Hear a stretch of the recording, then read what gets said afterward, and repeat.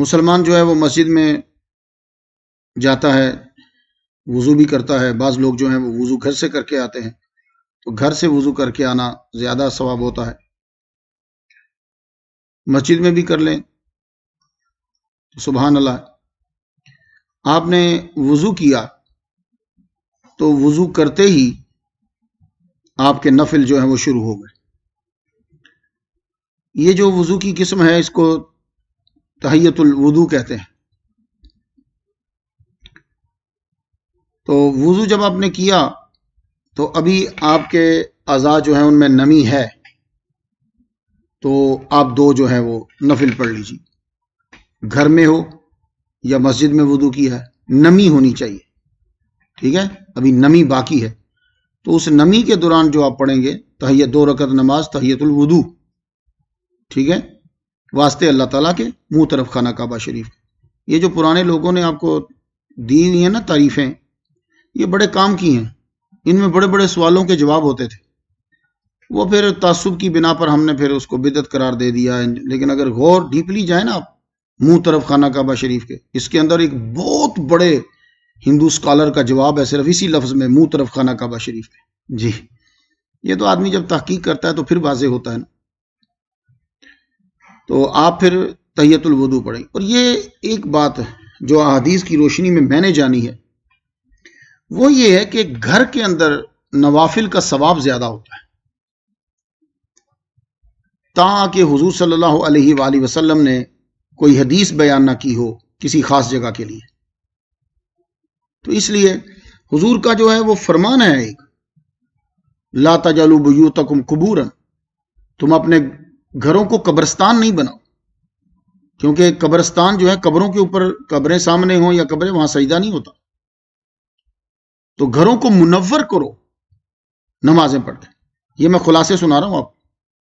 اور جب تم فرائض ادا کر لو تو پھر اپنے گھر کے لیے بھی حصہ نکال لو. یہ بھی حدیث ہے، خلاصہ ہے. گھر کے لیے حصہ نکال لو. کیا مطلب؟ کہ نوافل جو ہیں، اب گھر اس کا قریب ہے.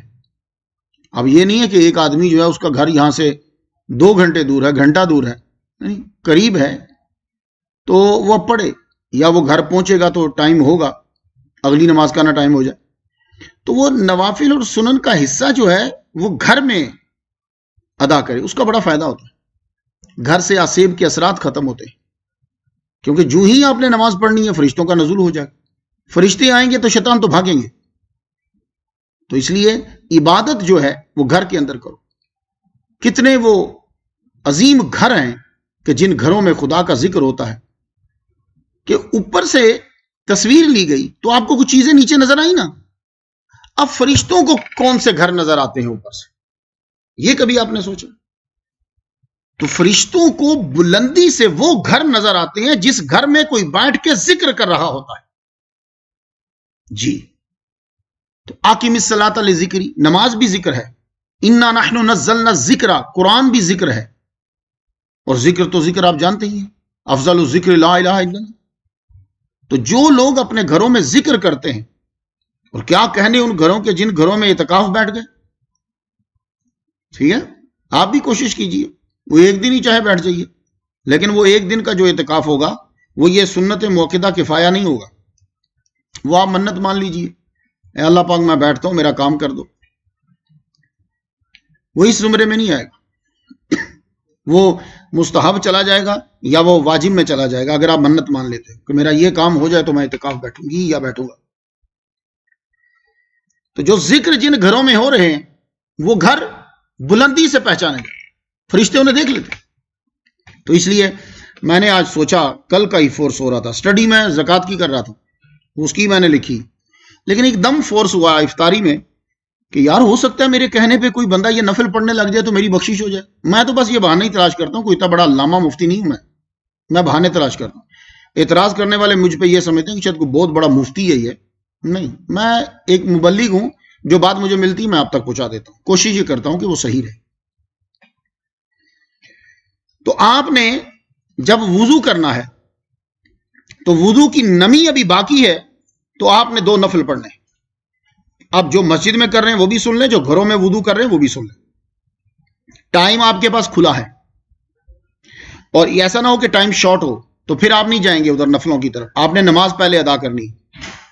اب ان کا فائدہ کیا ہے یہ سن لیجیے. اس حدیث میں ہمارے محمد مصطفیٰ صلی اللہ علیہ وآلہ وسلم ان جیسا دنیا میں کوئی نہیں. تحیت الوضو کا فائدہ, اب میرے نبی صلی اللہ علیہ وآلہ وسلم جن جیسا عظیم کوئی مخلوق میں ہے ہی نہیں.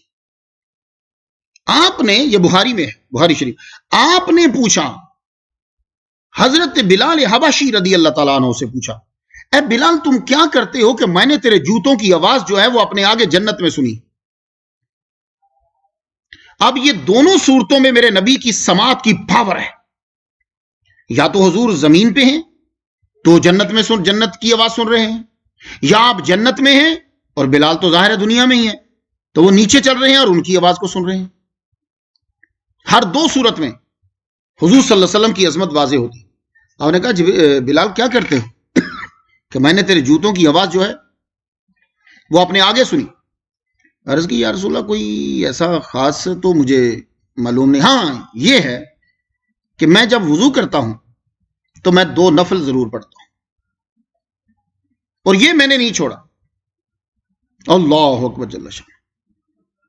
یہ میرا عمل ہے, رات میں وضو کروں یا میں دن میں وضو کروں, میں 2 نفل جو ہے وہ وضو کے ضرور پڑھتا ہوں. اللہ اکبر جل شان.